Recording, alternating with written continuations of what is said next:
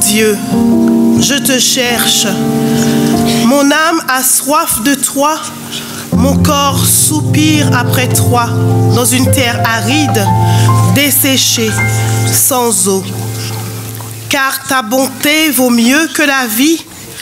Mes lèvres célèbrent tes louanges. Je te bénirai donc toute ma vie. J'élèverai mes mains en ton nom.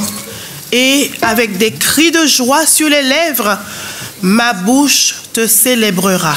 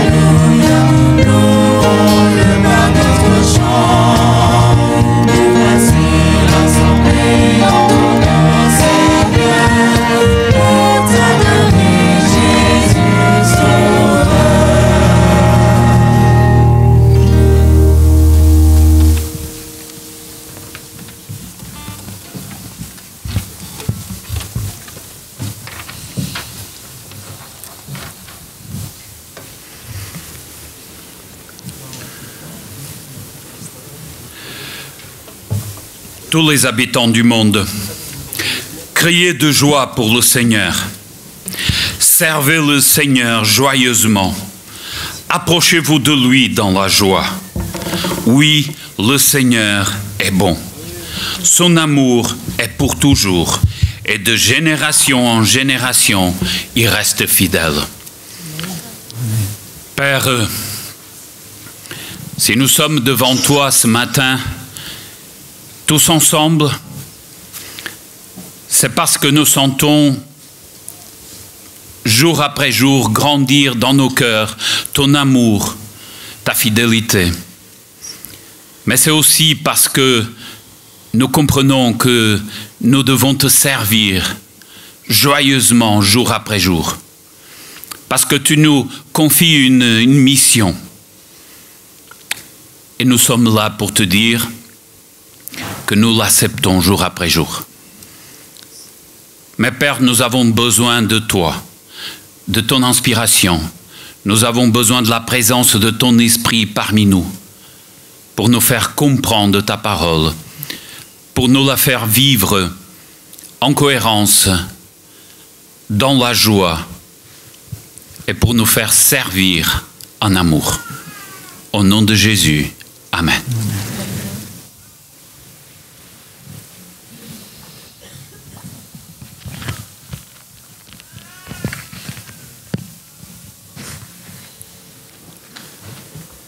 Faire que chacun,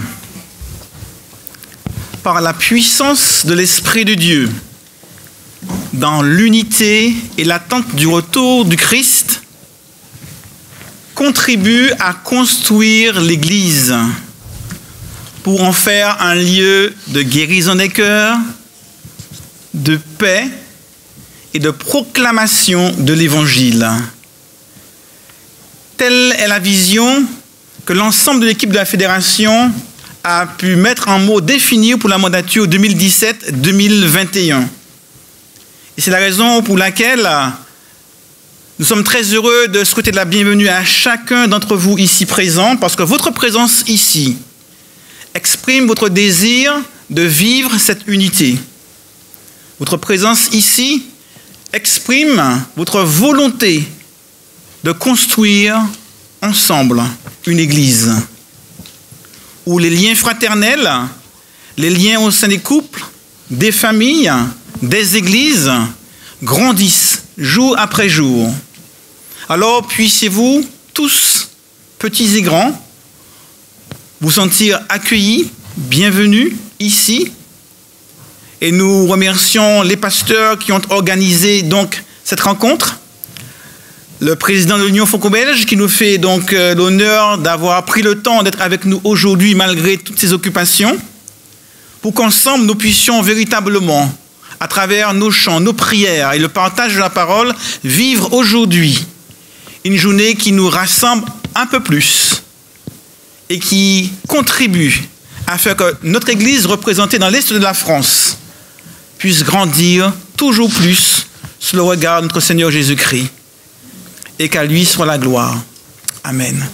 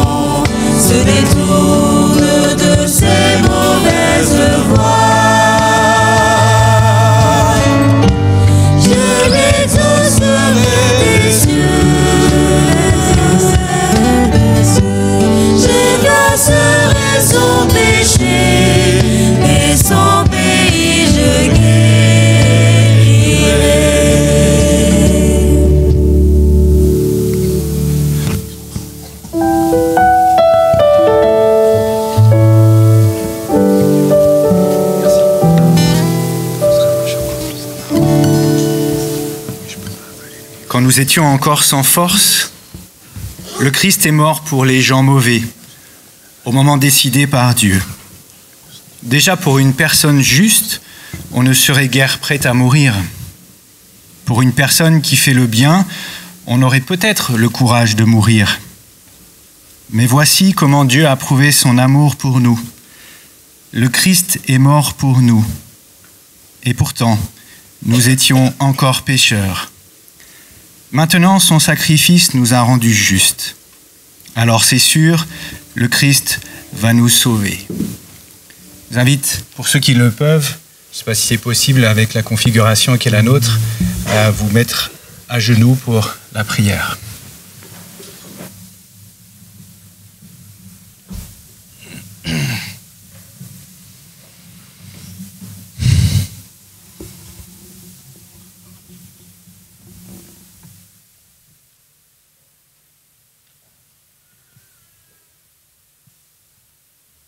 Seigneur, réunis ce matin en ce lieu tous ces représentants, frères et sœurs des églises de la région Est, du territoire de la Fédération France-Nord, nous voulons nous unir et nous voulons aussi t'exprimer notre reconnaissance. Te dire tout simplement merci pour ce Dieu que tu es, un Dieu qui s'intéresse à chacun de nous, un Dieu qui nous aime, un Dieu qui a démontré cet amour au travers de la croix, ce sacrifice ultime que tu as consenti pour chacun de nous. Et un Dieu qui a aussi confié à cette Église qui est la tienne, cette mission, cette belle vocation que de pouvoir partager autour d'elle cette bonne nouvelle, le fait qu'un jour tu sois venu pour sauver les pécheurs que nous étions. Nous voulons invoquer ton nom ce matin, Seigneur, sur cette assemblée, te demandant de bien vouloir nous pardonner.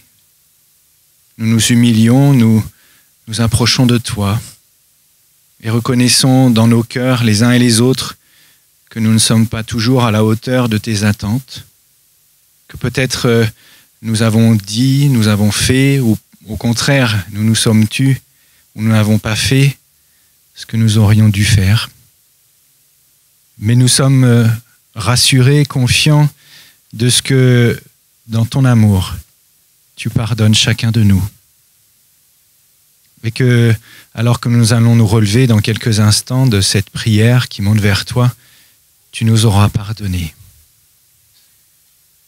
Nous voulons, Seigneur, nous inscrire dans cette vision, construire ensemble. Nous sommes ces maçons, ces ouvriers, chacun dans sa dimension personnelle, mais aussi ecclésiale, chacune des pierres qui contribuent à faire que cet édifice spirituel qui est ton Église soit beau, soit à ton honneur, à ta gloire, et soit en mesure de dignement te représenter pour nos contemporains, pour ceux qui sont autour de nous, peut-être premièrement pour les membres de nos familles d'ailleurs. Seigneur, comme l'apôtre Paul le disait, qui est suffisant pour ces choses? Nous avons besoin de toi, de ta sagesse, de ton discernement. Nous avons besoin de ton aide et que tu nous donnes parfois le courage nécessaire aussi pour accomplir cette mission. Ce matin, alors que nous vivons ce sabbat particulier au travers de cette assemblée, nous voulons, Seigneur, t'inviter à être présent avec nous encore une fois tout au long de cette journée. Et nous voulons aussi t'offrir ce culte. Nous faisons monter vers toi des chants, nos louanges, notre adoration, la gloire qui t'est due, et simplement nous effacer pour te mettre en avant et te donner la possibilité d'être à la fois notre invité, mais aussi celui qui sera mis en valeur tout au long de ce culte et plus généralement tout au long de cette journée. Je voudrais, Seigneur, te présenter mon collègue et ami, le pasteur Ruben Deshabreux, qui est le président de l'Union franco-belge pour encore quelques jours, te demandant de bien vouloir oindre ses lèvres et de faire que la parole qui sortira de sa bouche dans quelques instants soit une parole qui nous aide justement à nous reconsacrer encore à toi, à accomplir la mission que tu nous as confiée et à te mettre à l'honneur dans nos vies et aussi dans nos églises. Puisses-tu l'inspirer, le conduire et que une large part de ton Esprit Saint lui soit octroyée. Notre Dieu, nous pensons aussi à nos frères et sœurs qui n'ont pas pu, pour différentes raisons, ou n'ont pas voulu être présents avec nous pour ce sabbat spécial, te demandant de bien vouloir les visiter, eux aussi de pouvoir les galvaniser, les encourager, avec une pensée pour nos frères et sœurs qui peut-être, d'un point de vue physique ou spirituel, sont malades et qui ont besoin aussi de ce soutien que l'Église et que toi peuvent leur apporter. Merci d'écouter nos prières, d'apporter les réponses que tu juges être les bonnes pour ces prières. Et merci de ta présence donc avec nous tout au long de ce culte que nous te rendons en Jésus et pour ta gloire. Amen.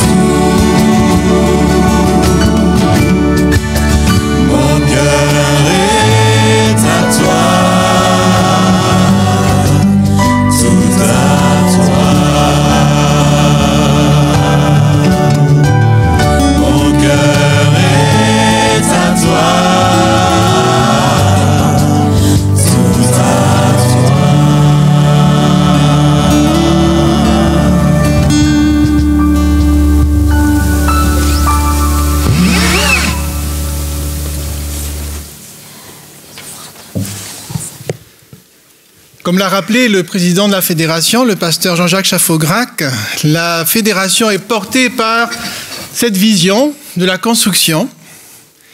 Et nous avons de la chance ce matin d'avoir une belle décoration qui est originale, bien inspirée par l'idée de la construction. Car il faut effectivement des outils, des moyens, alors accessoirement un casque, une truelle, un niveau, une règle, pour pouvoir assembler les briques et mettre cet édifice qui est le temple, le sanctuaire, et Christ est au cœur de ce sanctuaire comme nous l'avons vu ce matin, et tout cela à la gloire de Dieu. Mais la décoration est encore plus belle quand il y a un beau bouquet de lilas pour ce printemps ensoleillé. Alors d'une façon spéciale ce matin, frères et sœurs, nous sommes invités à continuer cette construction car dans l'est de la France, l'église adventiste est construite depuis plus d'un siècle, 140 ans presque après que les pionniers, dans un lieu tout proche, Banc de la Roche, il faut croire que nos anciens ont su construire l'église sur le rocher éternel, eh bien nous aussi, nous voulons nous inscrire dans cette continuité historique. Mais nous voulons le faire avec l'appui de l'apôtre Paul, qui place cette construction aussi comme celui du corps, qui est l'Église. Ainsi, dans l'épître aux Éphésiens, chapitre 4, il dit « C'est par lui que le corps tout entier, bien coordonné et uni grâce à toutes les jointures qui le desservent, met en œuvre sa croissance dans la mesure qui convient à chaque partie, pour se construire lui-même dans l'amour. » Bien que cet amour soit la base de cette construction et que nous puissions contribuer efficacement par notre générosité, par nos engagements, à ce qu'effectivement, non seulement l'Église soit construite ou reconstruite, mais surtout à ce que le message soit proclamé. Nous invitons à présent les diacres, diaconesses, ceux qui ont été préposés, à recueillir ce que nous avons préparé à offrir au Seigneur.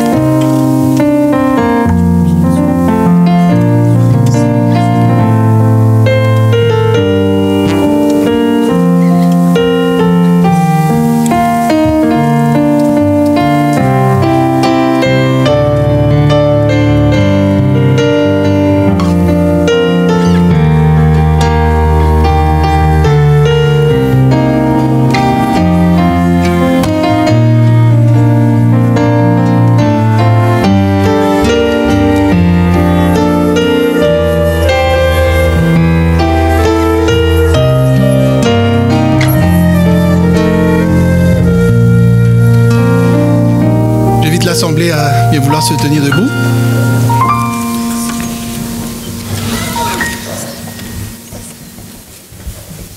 Seigneur notre Dieu, nous voulons donner tout notre cœur, nous voulons t'offrir nos vies, et d'une façon pratique, efficace, te donner une partie de nous-mêmes, ce que tu nous as déjà donné amplement, et contribuer ainsi à l'édification de ce corps.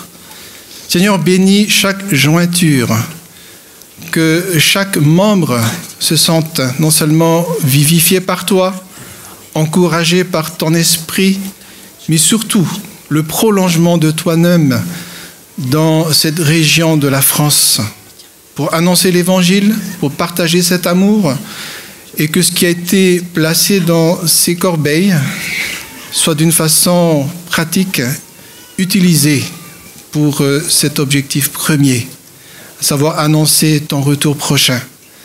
Seigneur, bénis ceux qui ont contribué et ceux qui ne l'ont pas fait expressément ce matin, mais qui le feront d'une façon ou d'une autre, aussi par le temps qui est engagé au service de ton Église, et que nous puissions te rendre gloire.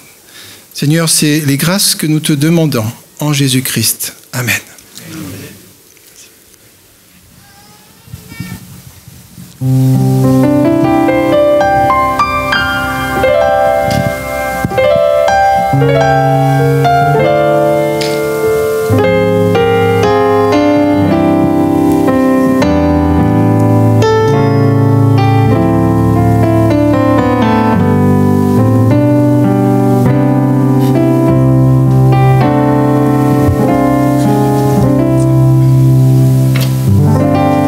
Seigneur,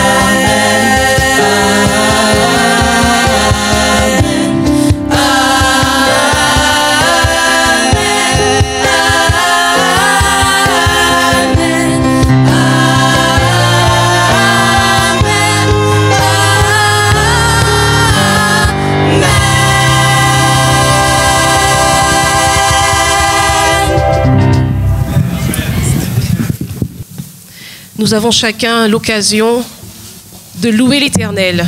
Ce matin, quelqu'un s'est peut-être réveillé, ne voyant plus. Ce matin, en quelque part, quelqu'un s'est réveillé et n'entend plus.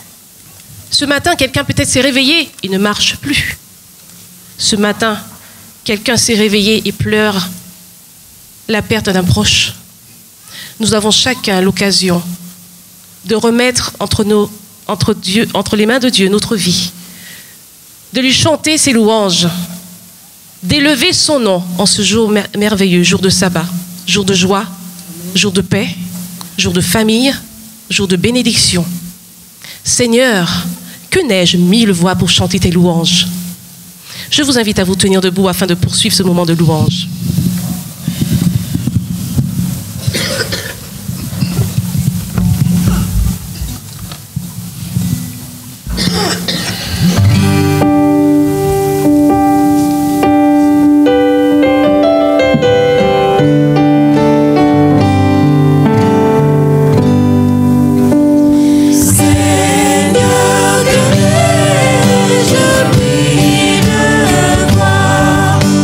Chanter tes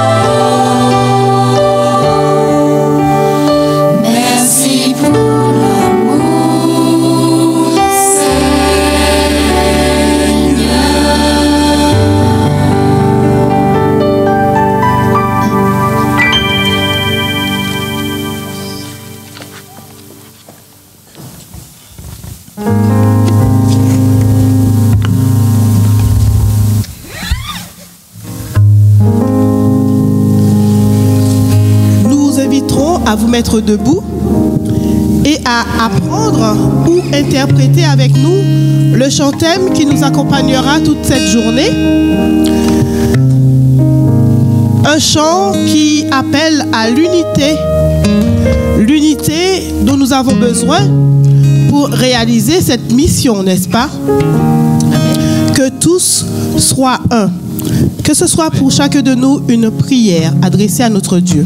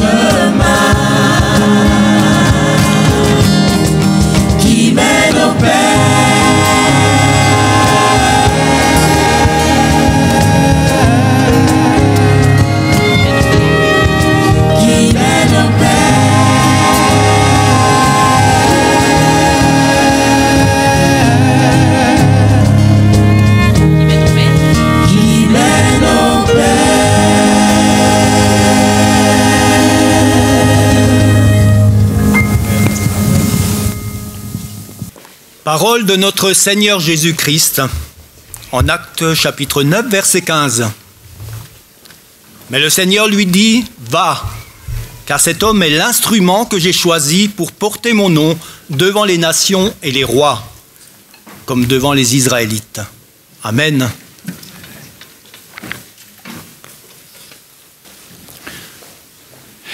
Je me rappelle de cette fillette de 13 ans qui voulait prêcher à l'église, mais qu'elle avait du mal à convaincre son pasteur et son comité d'église. Alors, elle a eu une idée. La ville, au centre du jardin, ils ont cet espace où les gens se mettent à parler. Et moi, je vais le réserver, tous les sabbats, je vais prêcher. Avec le courage de l'innocence aussi, peut-être, de 13 ans, toutes les semaines, on ne la voyait plus à l'église. Mais à la fin de cette année, elle revient avec 45 personnes prêtes à se rendre au Seigneur. Je me rappelle de ce jeune homme, étudiant dans une grande université française, où il voulait partager avec ses collègues, mais il ne savait pas comment faire. France, très sécularisée, comment? En même temps, il était timide, il avait honte. Mais quand le film sur la création est sorti, il s'est dit, et si j'organisais des rencontres pour visionner le film? Et pas tant, plus de 300 personnes sont venues.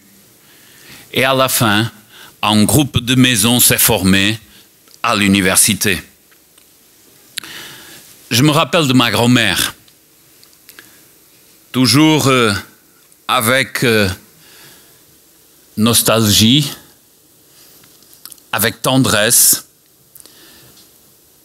par les leçons que j'ai apprises avec elle. Elle ne savait pas lire. Pour moi, elle était toujours vieille.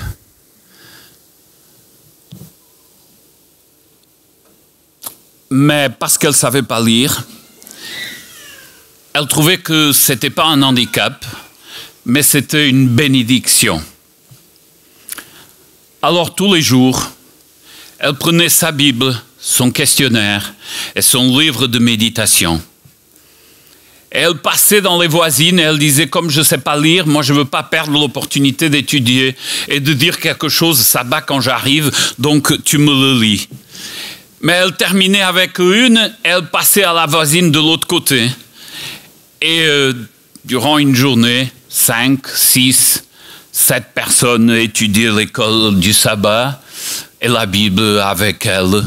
Et quand elle ne savait pas donner de réponse, elle disait, oui, moi je ne connais pas, mais le pasteur de mon église, il connaît, j'ai tout le plaisir de vous le présenter. C'est ça. C'est ça l'église qui a de la place pour tout le monde. Parce que construire, ce n'est pas seulement un corps de métier, ce n'est pas seulement une seule méthode, une seule manière. Il existe autant de méthodes que de cœurs et d'âmes à sauver. Et c'est pour cela que quand nous regardons la Bible, nous sommes encouragés à le faire vraiment ensemble. Parce que là, nous serons certainement plus forts.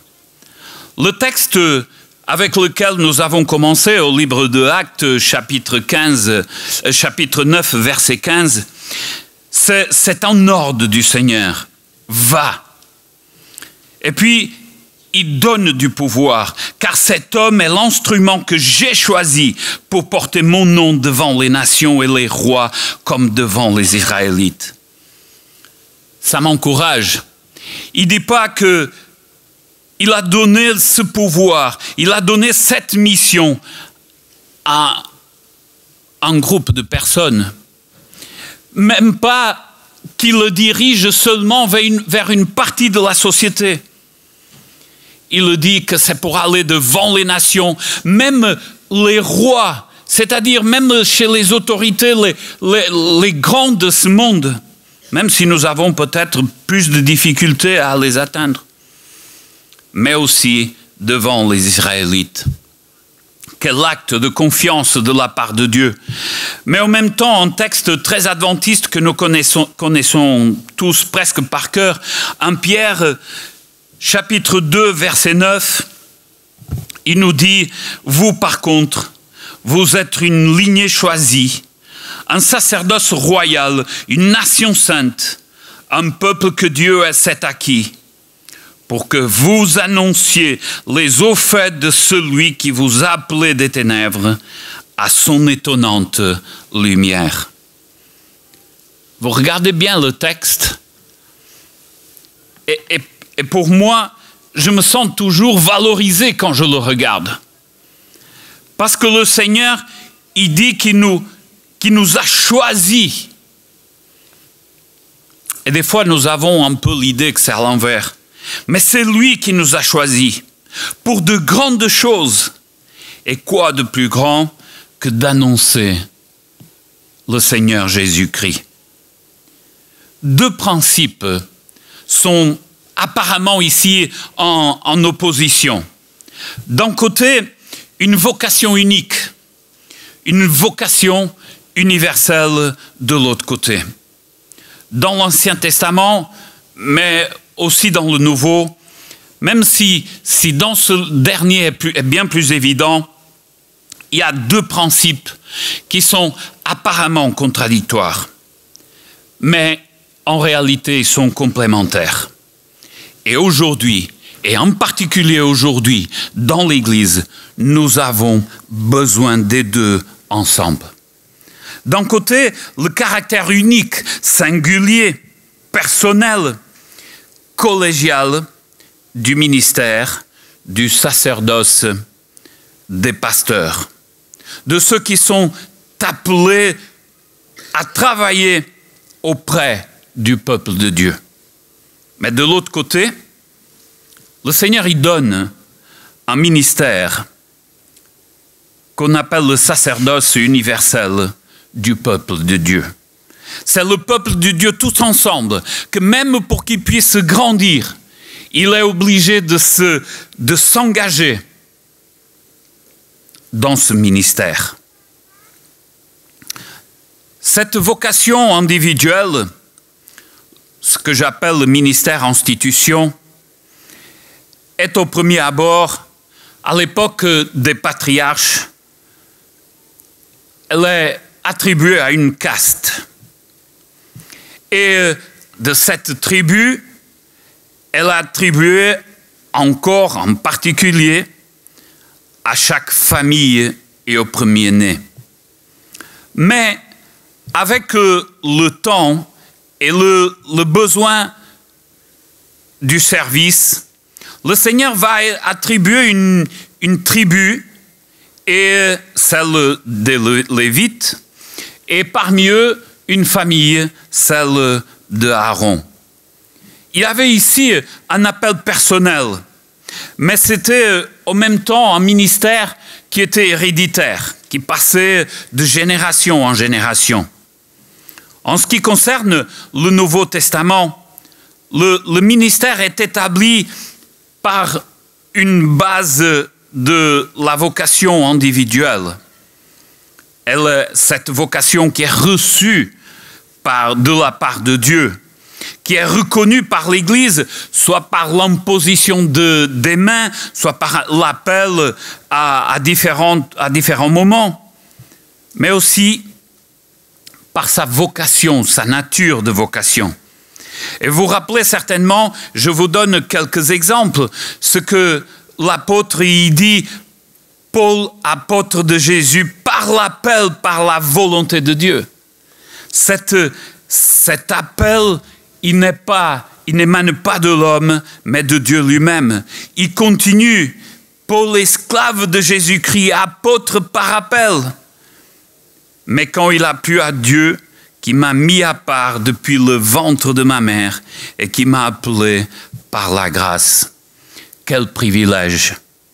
Mais aussi par l'intervention de l'Église. Le livre des Actes, il dit que c'est de sa descendance que Dieu, selon sa promesse, a fait venir Jésus comme sauveur pour Israël. Et elle continue avec l'exemple de Timothée, ne néglige pas le don de la grâce. C'est pourquoi je t'exhorte à ranimer la flamme du don de la grâce, du don de Dieu que tu as reçu par l'imposition des mains. Quel privilège! Et c'est vrai qu'aujourd'hui, des fois, on a une tendance un peu fâcheuse de diminuer tout cela.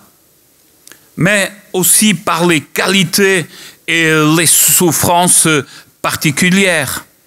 Regardez cet exemple en 2 Corinthiens, chapitre 6, verset 3. « Nous ne donnons aucun sujet d'achoppement à personne pour que le ministère ne soit pas pris en défaut. » Et j'ai mes collègues devant moi. Parler comme ça, c'est encore plus rempli de responsabilités. Mais la vérité, c'est que le Seigneur, il nous appelle à ce privilège d'avoir un ministère particulier, une vocation particulière. Il a besoin encore et encore aujourd'hui d'hommes et de femmes qui s'engagent dans son service, dans ce ministère, qui lui consacrent toute leur vie. Mais sûrement, ce texte de 2 Corinthiens est quand même un rappel très important. Ne donnons aucun sujet d'achoppement à personne. Parce que tous les yeux, ils sont tournés là-dessus. Mais aussi, pour la distinction avec les autres membres d'Église, regardez Timothée, que personne ne méprise ta jeunesse. Soit pour les croyants, un modèle en parole, en conduite, en amour, en foi, en pureté. Oh, le livre des Actes, prenez donc garde à vous-même et à tout le troupeau parmi lequel l'Esprit Saint nous a nommés épiscopes. Faites paître l'Église de Dieu, cette Église qui s'est acquise par son propre sang. Cet appel n'est pas, et à ce ministère, n'est pas à notre Église, mais c'est à paître l'Église de Dieu. Quelle responsabilité! Mais à côté de ce ministère spécial, individualisé, collégial, la Bible nous présente également, et d'une façon très explicite, le ministère du corps entier des croyants, le ministère de tous les membres du peuple de Dieu. Il s'agit d'un concept biblique reconnu comme le sacerdoce universel de tous les croyants.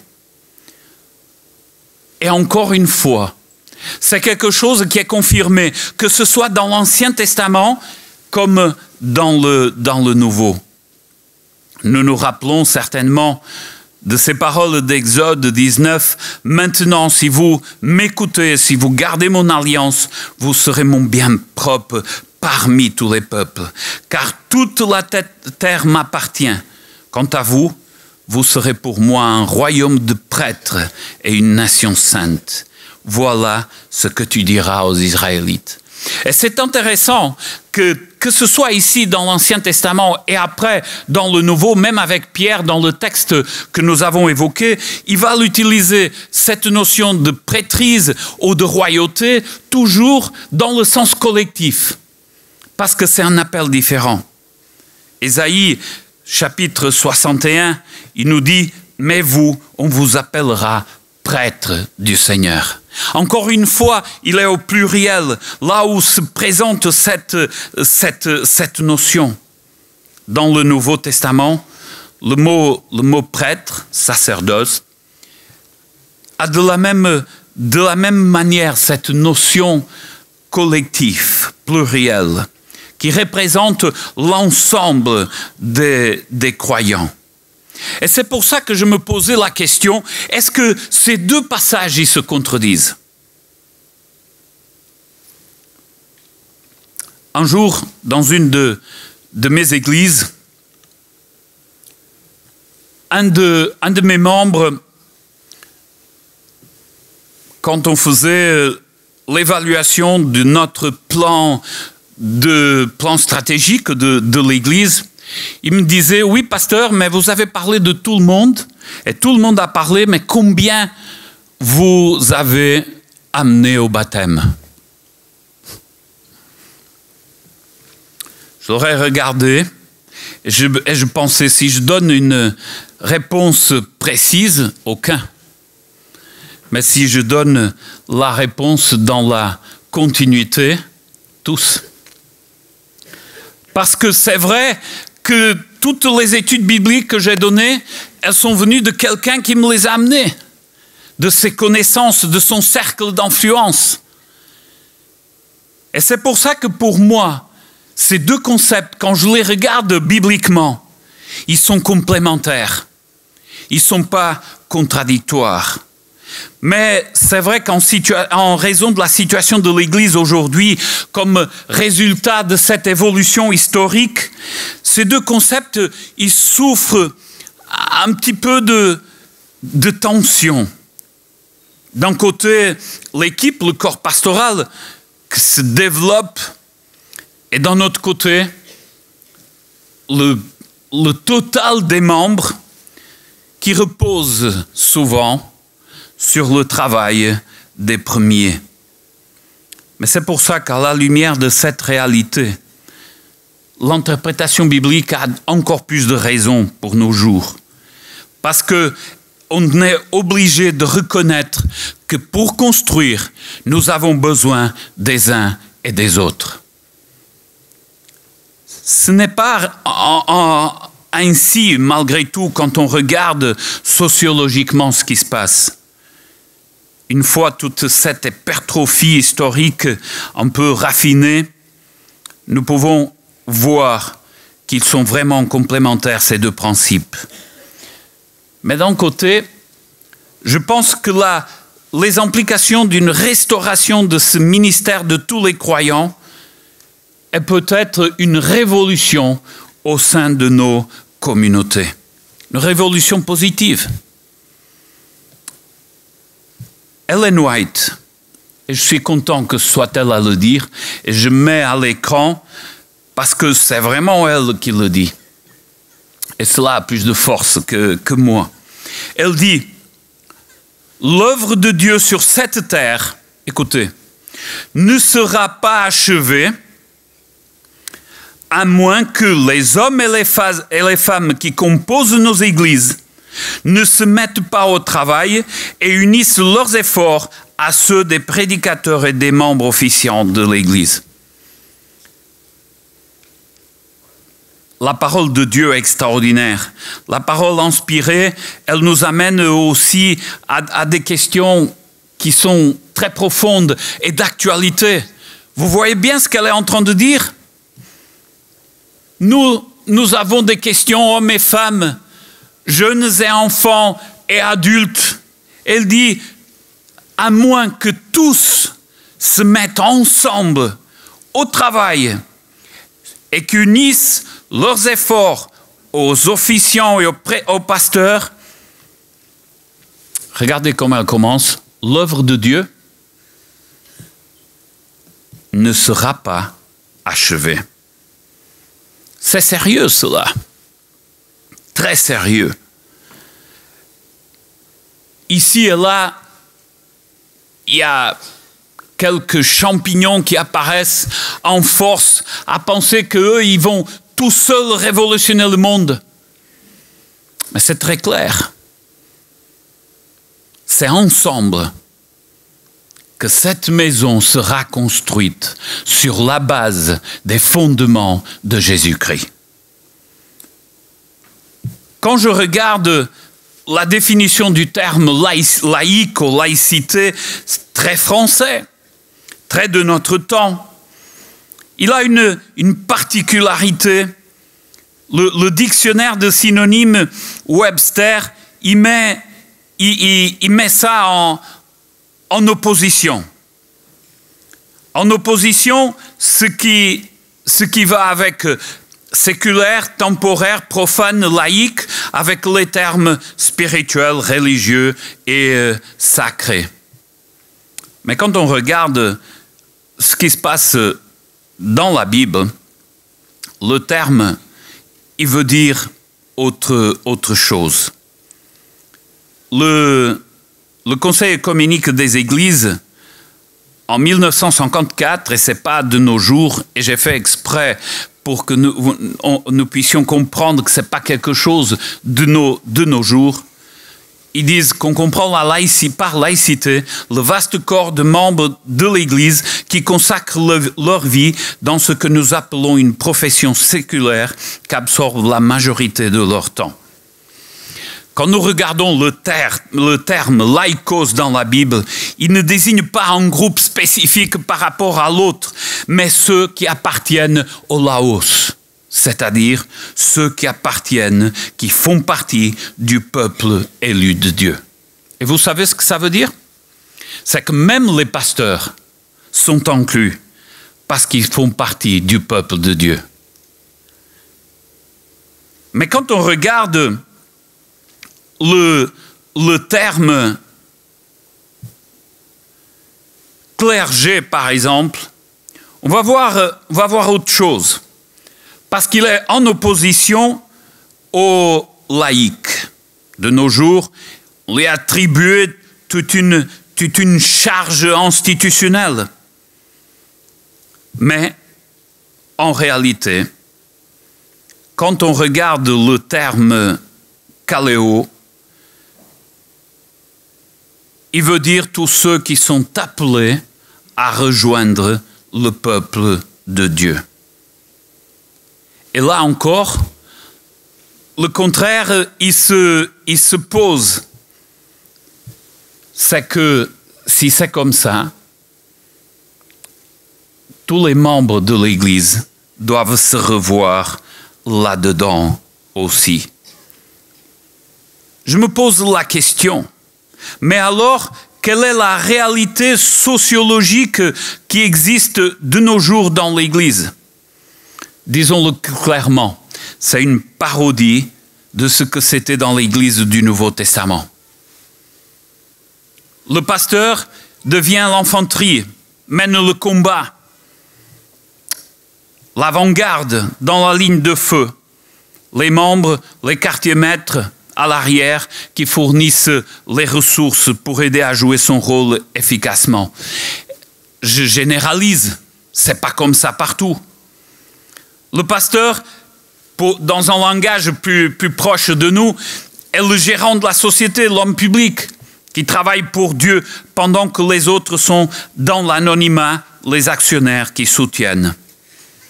Mais cette situation conduit dans beaucoup d'églises à une attitude presque irresponsable à l'égard de la mission personnelle que le Seigneur nous appelle à tous. J'ai connu un collègue qui travaillait en Amazonie.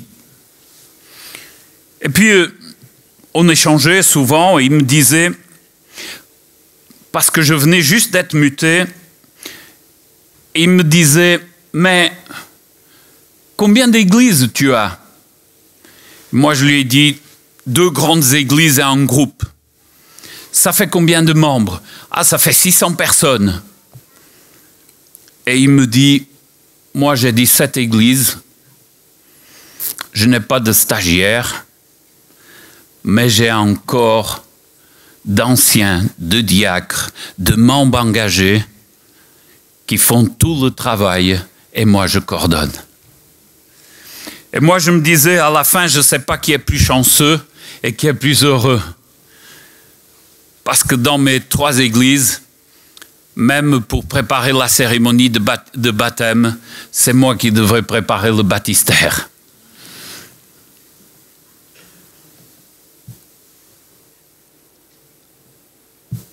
Encore une fois, je généralise.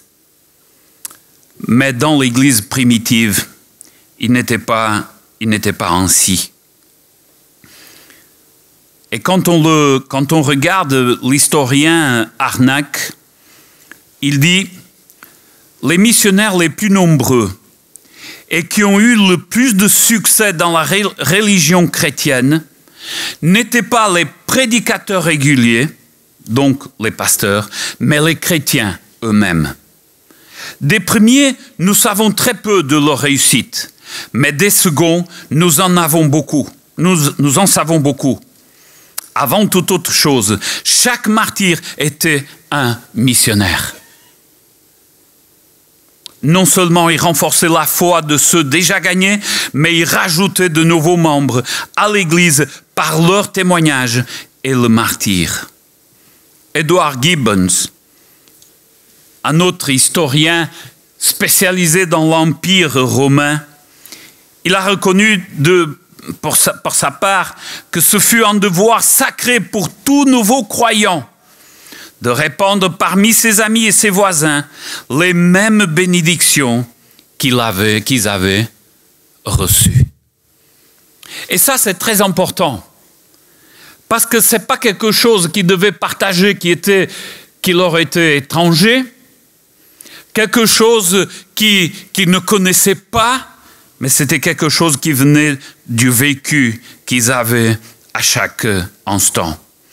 Et les conséquences de cette situation, c'est que jour après jour, l'Église grandissait. Là où il passait, il y avait de nouvelles églises. Ma dernière visite à Angola, je suis passé du côté du Bongo. Bongo, c'est très connu en Afrique parce que c'était un centre, tout d'abord un centre médical. Après une école, c'était un grand centre missionnaire. Et tout le monde qui avait des problèmes, il venait se faire guérir là-bas. Aujourd'hui, ce n'est plus pareil. Mais le président de la fédération tenait à me le montrer, et comme ils essayaient de revitaliser cet endroit. Et quand on passe, on rentre dans la forêt, et il me fait « Arrêtez !» Il y a une nouvelle église adventiste. Moi, je regarde, la seule chose que je vois, c'est une clairière.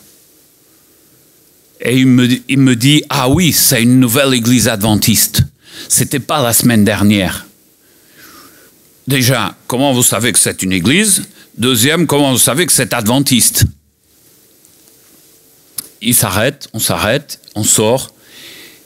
Et dans un coin que vraisemblablement devait être le pupitre, il y avait un tronc et quelqu'un avait gravé le symbole de l'église. Et vous savez, ils n'avaient pas de pasteur, ils n'avaient même pas d'anciens consacrés, mais ils avaient déjà plus de 150 personnes qui se réunissaient et qui étaient ensemble.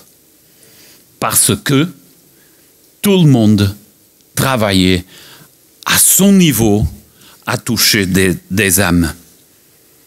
Et là, nous pouvons lire les paroles d'Ellen White qui dit « Les membres de l'Église », et encore une fois, je suis bien content d'avoir trouvé ces citations sans faire exprès presque.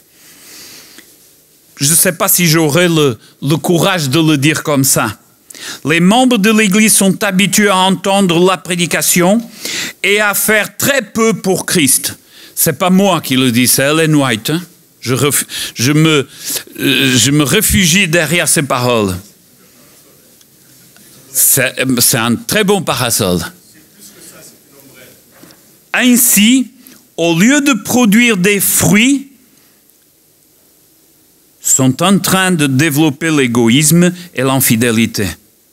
Ils ont mis leur espoir dans le prédicateur et dépendent de leurs efforts pour garder vivante leur faible foi.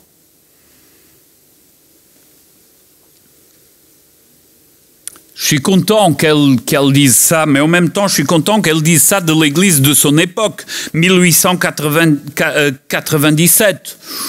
C'est peut-être pas la même chose de nos jours, on ne peut pas le lire comme ça. Mais une chose est certaine, les téléspectateurs professionnels, ils deviennent toujours des critiques professionnelles. Pas de ce qu'ils font, mais de ce que les autres y font. C'est beaucoup plus facile de critiquer que de s'impliquer. La critique génère un esprit négatif, peu favorable, produit le découragement, paralyse, et je dirais paralyse l'activité missionnaire de l'Église. L'Église en général, et le croyant en particulier, sont ceux qui poursuivent dans le temps et l'espace l'œuvre rédemptrice du Christ dans le monde ici-bas. Je répète, le croyant en particulier et l'Église sont ceux qui poursuivent dans le temps et l'espace l'œuvre rédemptrice du Christ dans le monde. Ça veut dire que ce qui s'est passé hier, c'est hier. Aujourd'hui, la mission, elle continue. Elle reste encore présente pour aujourd'hui. Nous avons encore pour aujourd'hui besoin de nous engager.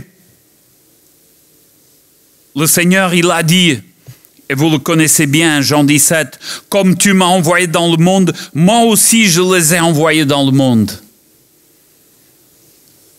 Oh alors, quel est alors ce ministère du Christ que nous sommes appelés ici sur terre à le représenter?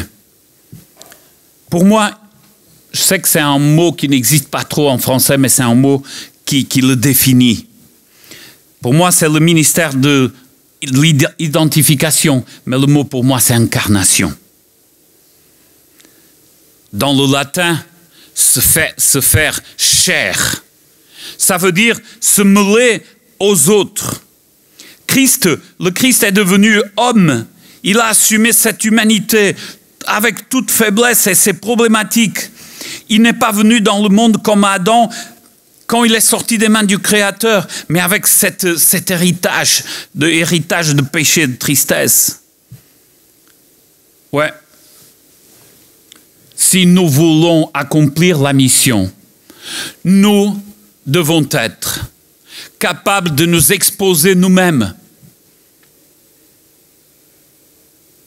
d'exposer nos fragilités pour être là où les gens, elles sont. C'est sûr, c'est bien plus confortable d'être comme nous sommes parmi nous.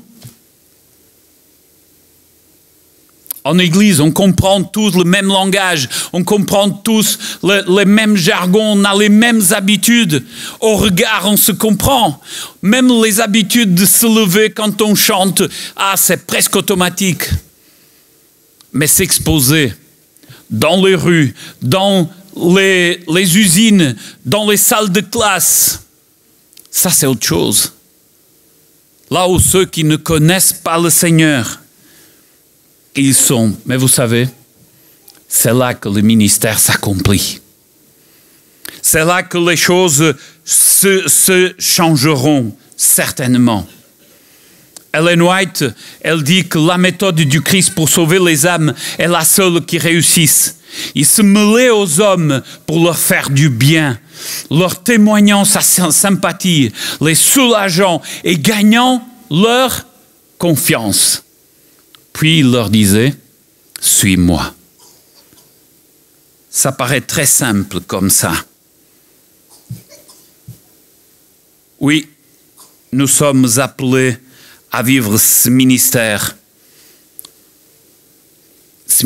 d'incarnation, mais un ministère d'amour et de compassion. Nous sommes appelés à transmettre cet amour qui nous unit, qui nous ramène proches les uns des autres. Cette compassion que le Christ et celui qui écrit les évangiles a eu le soin de l'exprimer, de l'enregistrer quand le Seigneur, souffrant dans un des moments les plus faibles, presque atteindre le climax de son humanité. Et il voit Pierre qui passe devant lui après l'avoir nié. Vous rappelez ce que l'Évangile dit? Le Seigneur l'a regardé avec quoi? C'est pas seulement avec compassion, intime compassion. Il s'est senti proche de lui. Et ce regard, ce n'était pas un regard de refus, ce n'était pas un regard qui rechassait, mais au contraire, c'était un regard qui amenait à être ensemble. Ce ministère de réconciliation et de salut, quelle expérience extraordinaire que nous avons de sentir et de savoir que le Seigneur est venu pour réconcilier ce qui est déchu, la créature qu'il a rejetée avec le transcendant. De les remettre ensemble, de le faire, de le faire émerger vers les auteurs. C'est un ministère que le Seigneur a assumé pleinement et qui nous appelle à nous, de nos jours, à le faire. Quel est le résumé de ce ministère de l'Église et des croyants? Moi, je dirais en 2 mots, témoignage et communion. Témoignage, les dernières paroles de Jésus enregistrées dans le Nouveau Testament. Ils nous disent et ils nous donnent énormément d'exemples. Témoignage de l'expérience personnelle du salut. Je me rappelle du premier camp d'évangélisation que j'ai organisé avec toute une équipe extraordinaire au Portugal. Cette jeune fille, toute petite, elle vient me voir et me dit « Oui, pasteur, vous parlez avec conviction, mais moi, je ne sais pas quoi dire. Je ne sais pas parler. Je ne me sens pas en courage de dire quoi que ce soit. » Et nous avons commencé à parler tous les deux. Elle avait une histoire de conversion extraordinaire. Elle avait été battue parce que son père ne voulait pas qu'elle fréquente les explorateurs et les compagnons. Mais elle a tenu ferme. Et le moment venu, elle a pris sa décision. Sa mère le voyait en cachette parce qu'elle avait été rejetée. Mais elle me disait, je suis heureuse et c'est pour ça que je suis là. Parce que je me sens accomplie et soutenue par le Christ et dans une famille merveilleuse que j'ai gagnée. Et je lui ai dit, Sandra, tu sais, tu as ta mission, ton témoignage, c'est ça que tu dois dire, pas autre chose. Ne te préoccupe pas si tu ne sais pas donner des études bibliques, Bible à la main, d'un côté à l'autre. Transmets ton vécu. Une demi-heure après, elle vient me voir, toute souriante, et elle me dit, mais n'est-ce pas que ça marche? Et les gens l'écoutaient.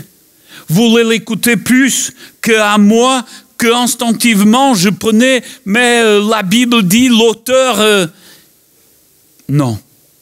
Ce vécu, c'est le premier témoignage que chacun de nous doit porter au Seigneur. Le témoignage de la puissance de la parole de Dieu. Cette parole qui a le même pouvoir aujourd'hui qu'elle avait il y a 2000 ans. Ou il y a 150 ans. Cette parole qui est mise en action aujourd'hui, elle peut changer nos vies et celles qui rentrent en contact.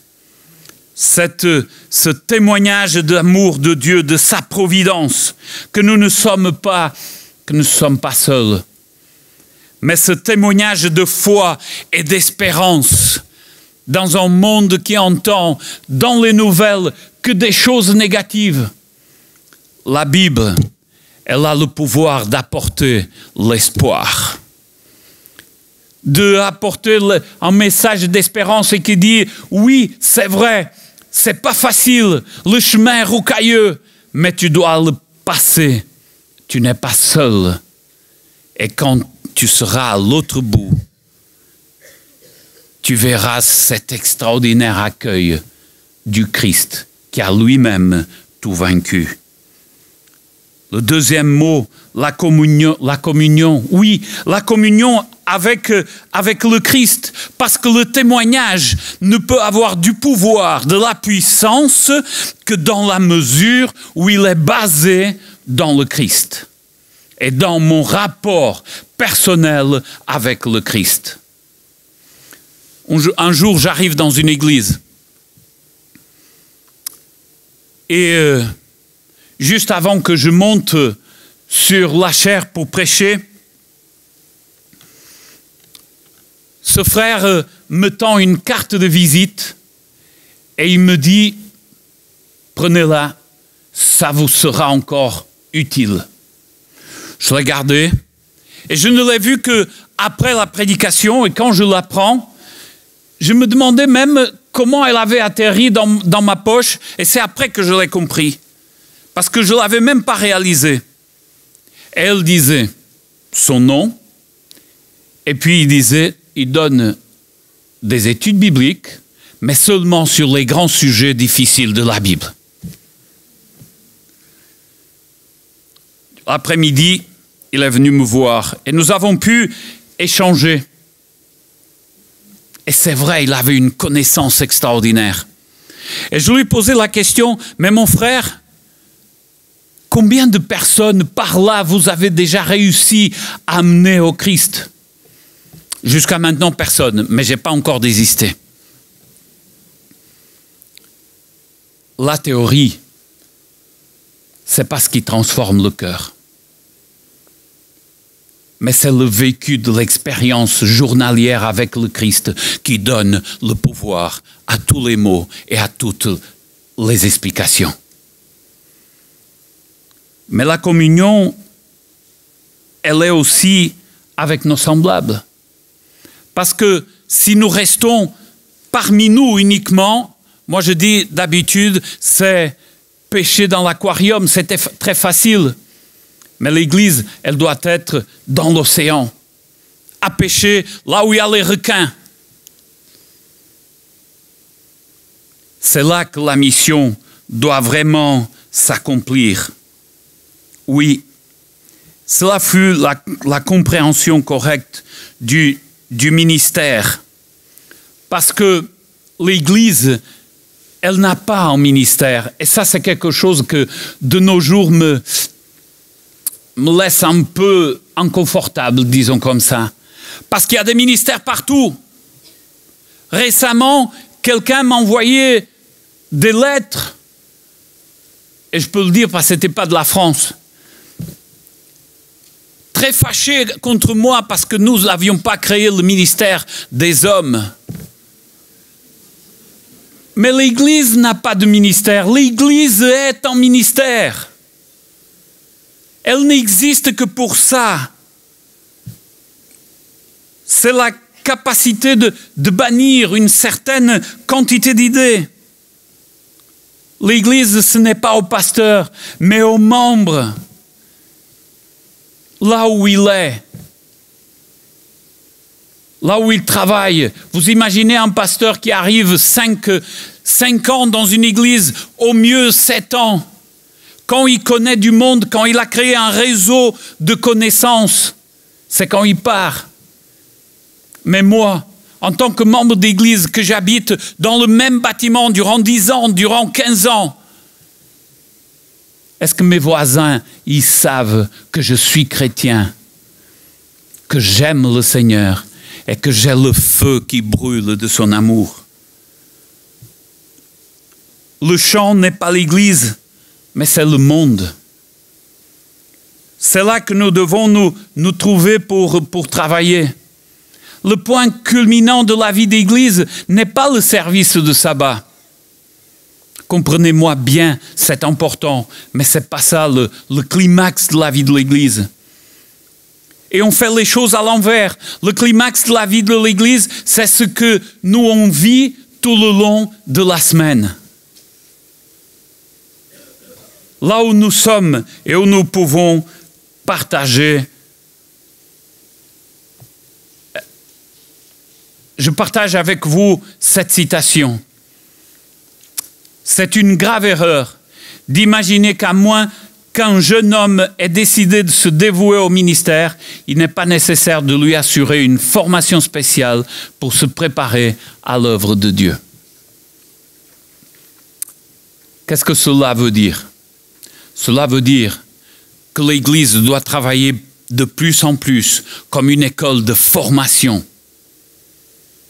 La coordination du travail pastoral doit être de plus en plus dans la formation, pour qu'à la fois d'être 1, 2, ou 3, ou 5 de l'équipe du pastoral de chaque église, que ce soit le même nombre de membres à aller comme une armée pour représenter le Seigneur.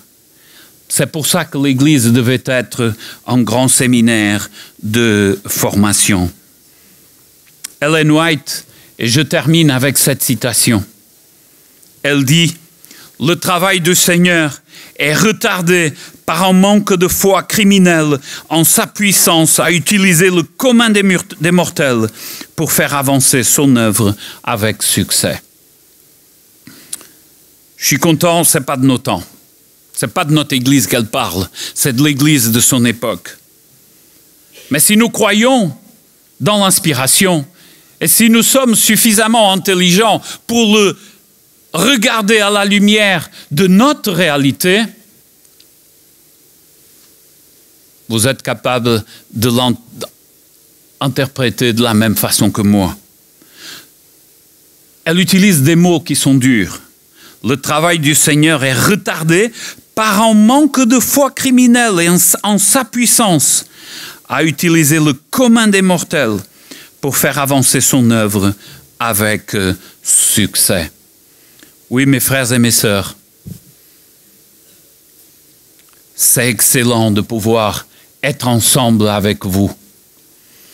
La première fois que j'ai prêché à Colmar, à l'église, ça fait bientôt 30 ans. Ça ne me rajeunit pas. C'est extraordinaire de voir certains d'entre vous, même si certains ne me reconnaissaient pas. Mais ça, c'est autre chose. Voir vos sourires, les chants merveilleux. Et je suis fier d'appartenir à cette église qui a tant de qualité, qui a tant d'engagement. Mais ça ne sert à rien si nous restons uniquement dans ces moments de fête. Construire ensemble, c'est avoir le courage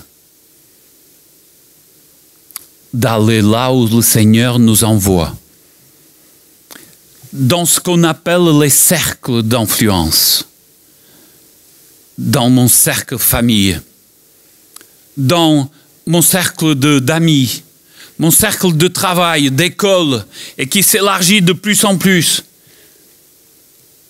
Et ça peut paraître contradictoire, mais là où nous sommes plus influents, c'est dans les cercles plus proches de nous. Mais en même temps, c'est là où nous sommes plus exposés. Parce que c'est dans la famille qu'on va voir la cohérence de ma vie. Et là, ça ne sera pas seulement les mots, mais ça sera mettre les mots en face de ce que je vis. Mais c'est là que le pouvoir de transformation est aussi plus visible.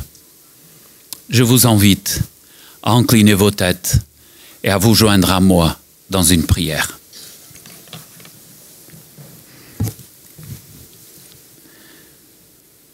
Oui, Père, nous sommes heureux de pouvoir entendre de ta parole cet appel nécessaire à que certains puissent consacrer toute leur vie à toi.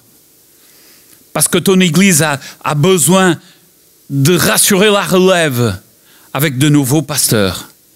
Et s'il y en a parmi nous aujourd'hui qui sentent leur cœur être touché, le besoin d'une reconversion peut-être, que tu puisses rassurer et que tu puisses encourager. Les ministères, il est extraordinaire de le vivre quand il est vécu avec toi.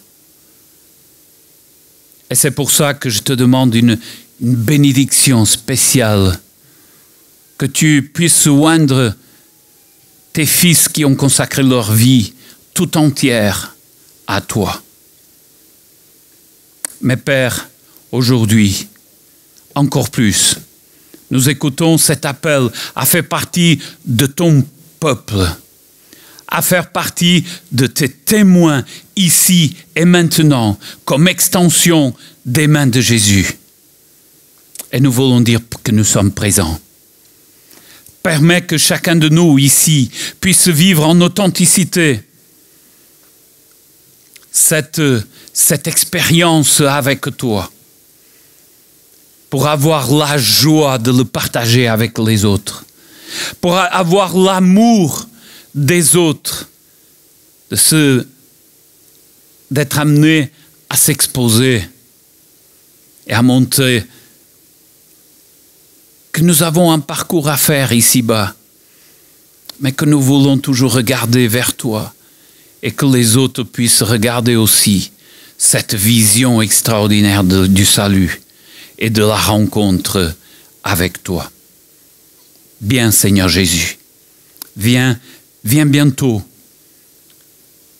Mais nous voulons nous engager pour ne pas être pris comme des ouvriers négligents qui ne te font pas confiance et qui ne mettent pas ton pouvoir en action.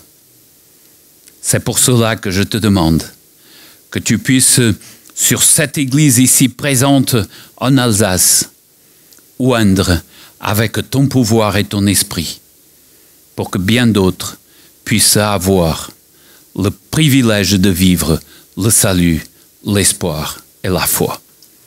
Au nom de Jésus, Amen.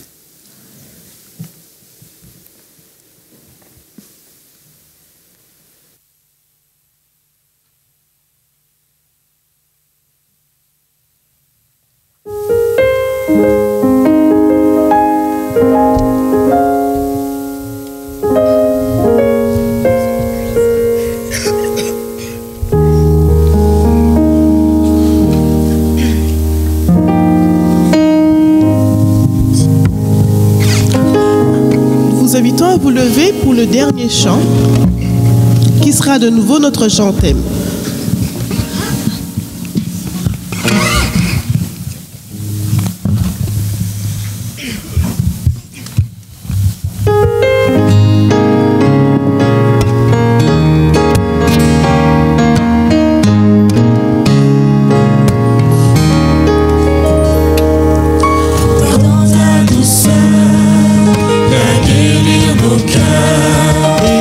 Étouffé par l'amertume.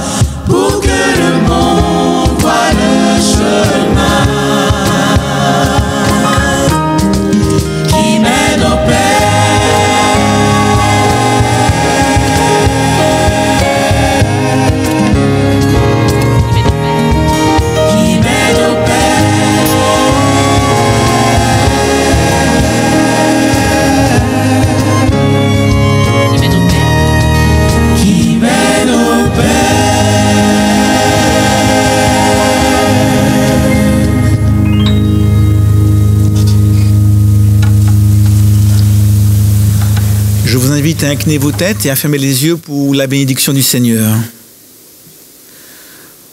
Notre Dieu, notre Père, tu nous rappelles aujourd'hui que tu désires utiliser chacun d'entre nous pour construire, pour travailler à ton œuvre, pour que les âmes se donnent à toi.